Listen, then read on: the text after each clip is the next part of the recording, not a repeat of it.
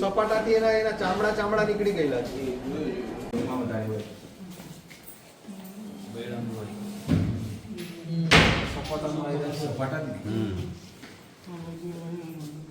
ખોલો જો બટન.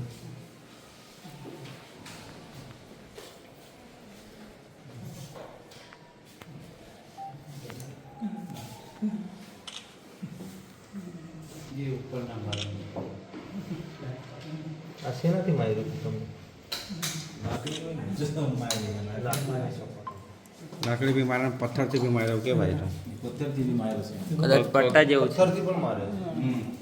એ બી મારે. બીજું અહીંયા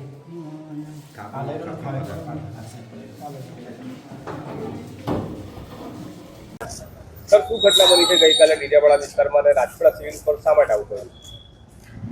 ગઈકાલે મુનકાપુરા ગામના જે ગ્રામજનો છે એ ગ્રામજનો વાંસ કાપવા ગયા હતા અને સરકારશ્રીએ પણ આ વાંસ કાપવા માટેની તમામ પરમિશનો આપેલી છે. આદિમ જૂથના જે આ લોકો છે એ લોકો પોતાનું જીવન ગુજરાન સુપડા, ટોપલા, ટોપલીઓ જેવા વિવિધ સાધનો બનાવે છે અને એનાથી એ વર્ષોથી એમના બાપ દાદાથી એ લોકો જીવન ગુજરાન ચલાવે છે. તો ગઈકાલે સાંજે જંગલ ખાતા વિભાગના કર્મચારીઓ દ્વારા 10 થી 15 લોકોનું ટોળું બનાવી અને એ લોકોને ઢોરમાર મારવામાં આવ્યો છે. લાકડીના સપાટા તેમજ એમને ગુદીનો માર મારવામાં આવ્યો છે, પથ્થરમારો કરવામાં આવ્યો છે. આ એક દુઃખદ ઘટના છે. અગાઉ પણ આવી ઘટના ગયા વર્ષે પણ એક મહિલા પર આ ફોરેસ્ટ અને જંગલ ખાતાના કર્મચારીઓ દ્વારા એમની પર કરવામાં આવી હતી, પણ ગયા વર્ષે પણ એમની પર કોઈ પણ જાતની એક્શન કે કોઈ કાયદાકીય કાર્યવાહી થઈ નથી. આવી ઘટનાઓ ભૂતકાળમાં પણ વારંવાર અમારા આદિવાસી સમાજના લોકો પર થતી આવી છે. આ કેસમાં જે કર્મચારીઓ છે ફોરેસ્ટ અધિકારીઓના, જંગલ ખાતાના, એવા તમામ કર્મચારીઓને, પોલીસ તંત્રને પણ અમે કહીએ છીએ, વહીવટી તંત્રને પણ કહીએ છીએ કે આમાં જેટલા કર્મચારીઓ સંડોવાયેલા છે એ તમામ પર કાયદેસરની કાર્યવાહી થાય. એમને જે પણ એમની પર એક્શન લેવાતી હોય એ એક્શન તમારે લેવી પડશે. આજે સરકાર જ્યારે કૌશલ્ય વર્ધનની વાતો કરતી હોય, સરકાર જ્યારે આ વાંસમાંથી અલગ અલગ પ્રકારના સાધનો બનાવી અને આદિવાસી સમાજને પ્રોત્સાહન આપતી હોય, એમની રોજીરોટી માટે પ્રોત્સાહન આપતી હોય, ત્યારે આ ફોરેસ્ટ વિભાગના કર્મચારીઓ, જંગલ ખાતાના કર્મચારીઓ આવા અમારા આદિવાસી સમાજના લોકો પર જે આ જુલુમ કરે છે, જેમની પર લાઠીચાર્જ કરે છે, એ અમે આવનારા દિવસોમાં બિલકુલ ચલવી નહીં લઈએ. જો આ લોકો પર યોગ્ય કાર્યવાહી નહીં થાય તો આવનારા દિવસોમાં અમારે જે આ ડીએફઓ કચેરી છે એ ડીએફઓ કચેરીનો પણ ઘેરાવો કરવો પડશે. અને જો અમારે ઉમરગામથી અંબાજી સુધીના લોકોને પણ અમારે બોલાવવા હશે તો અમે આહ્વાન કરશું. કેમ કે આ જંગલ ખાતા દ્વારા વારંવાર અમારા ટ્રાઇબલ વિસ્તારોમાં આવી વારંવાર ઘટનાઓ થાય છે.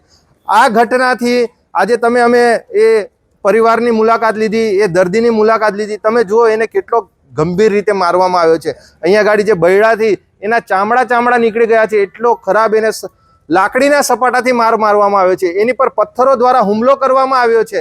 એની પર ગુદ્દા પાટોનો માર મારવામાં આવ્યો છે. એ કોઈ આતંકવાદી છે, નક્સલી છે? તમે જ્યારે હોય ત્યારે અમારા આદિવાસી સમાજના લોકોને તમે ટાર્ગેટ કરી અને એ લોકો પર અત્યાચાર કરો છો, એ લોકો પર ખોટી ફરિયાદો, ખોટા કેસો કરો છો. એટલે આ આવનારા દિવસોમાં અમે બિલકુલ ચલવી લેવાના નથી. આ જેટલા જંગલ ખાતાના કર્મચારીઓ છે એ તમામ પર લીગલી કાર્યવાહી થાય એવી નર્મદા પોલીસને પણ અમે કહેવા માંગીએ છીએ.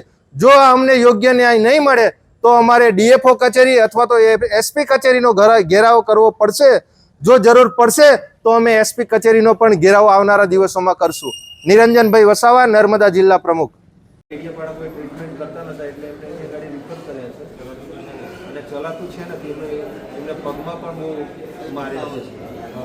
તો તમે એવી રીતે કેવી રીતે રજા આપો? એક સામાન્ય માણસને નોર્મલ બીમારી થાય છે એમને તમે 4-4, 5-5 દિવસ તમે એને પાડી રાખો છો અને હમણાં તમે આ વ્યક્તિને આટલી દુઃખદ ઘટના થઈ છે, એને લાઠીચાર્જ કરવામાં આવ્યો છે, એને પથ્થરમારો કરવામાં આવ્યો છે, એને ગેબી મારવામાં આવ્યો છે. તો તમે ખાલી એક્સરે એને પાડી અને ભાઈ તને ફ્રેક્ચર નથી એમ કરીને તમે એને રજા આપી દો? એવું નહીં, એને ગેબી મારવામાં આવ્યો છે. ડોક્ટર સાહેબ, અરે તો બીજા ડિપાર્ટમેન્ટ વાળા જોવે ને એમ કહું છું. હા, એટલે એને અહીંયા ગાડી રહેવા દો. વાળા તરફથી અને તમારી પર જો કોઈનું પ્રેશર હોય તો તે પણ અમને કહો કે ભાઈ ફલાણા વ્યક્તિનો કે અધિકારીનો ફોન આવ્યો હોય તો આમને અમે રજા આપી દઈએ. હજુ એ માણસને જો 3 થી 4 કલાક થતા નથી અને ત્યાર પહેલા તો તમે એને રજા આપી દો. એટલે આ ચાલે નહીં. એ વ્યક્તિ જ્યાં સુધી વ્યવસ્થિત નહીં થાય એને ડાબો પગ તો એનો ઊભો નથી થતો, એ બિચારાનો એનો એ મુવમેન્ટ નથી કરતો, તો તમે કેવી રીતે એટલો ગંભીર એને માર્યો છે ને તમે રજા આપી દો? બીજા ડિપાર્ટમેન્ટને બતાવી નાખો. એટલે તમે આ તો અમે સારું અમે જતા રહેતા હતા, એમના પરિવારવાળા અમને ત્યાં ગાડી કહેવાવે, તમે કોના આદેશથી એમને રજા આપી દો તે તમે જરા જણાવો. એવું નથી સાહેબ, કોઈ ફ્રેક્ચર ના હોય તમારા હાડકાના વિભાગમાં મારે બીજા તો ડિપાર્ટમેન્ટ હાડકા એમને ફ્રેક્ચર નથી પણ સાહેબ એને ગેબી માર વાગ્યો છે. 10 થી 15 માણસોએ એ માણસને મારવામાં આવ્યો છે, એને ઢોર માર જેવો. હે અહીંયા ગાડી પાછળ તમે એનો બૈડો ખોલીને ખાલી જુઓ, સપાટાથી એના ચામડા નીકળી ગયેલા છે. એના જ એક્સરે કરાયા હતા, એ કીધું હતું આગળ ઇન્ફોર્મે કર્યું છે સાહેબ. તો પછી તમે એ વ્યક્તિથી ચલાતું નથી, હજુ એને બરાબર બેસવા ઉઠવાનો એને ભાન નથી, અને ત્યાર પહેલા તમે એને રિફર કરી દો, ક્યાં રિપોર્ટ નથી કર્યું? રજા આપી દો.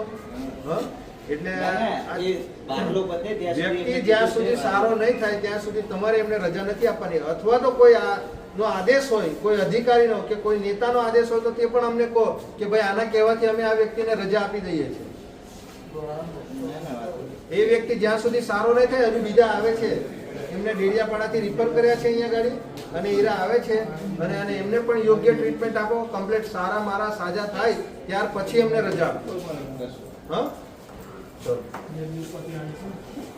2 દિવસ પછી અમે પાછા મુલાકાત લેવા આવીએ છીએ. લાઈટ ઓલા બંધ કરી દીધું. લાઈટ ચાલુ કરો ને કોણ? લાઈટ કેમ બંધ કરી?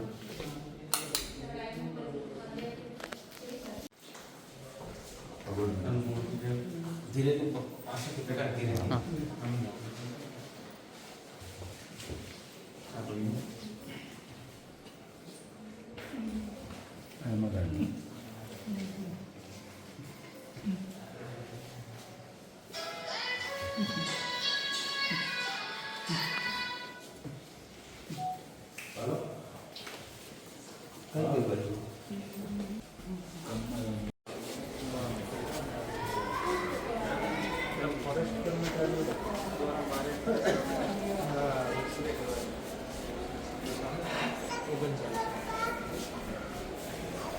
ભાઈ આવા દો ને.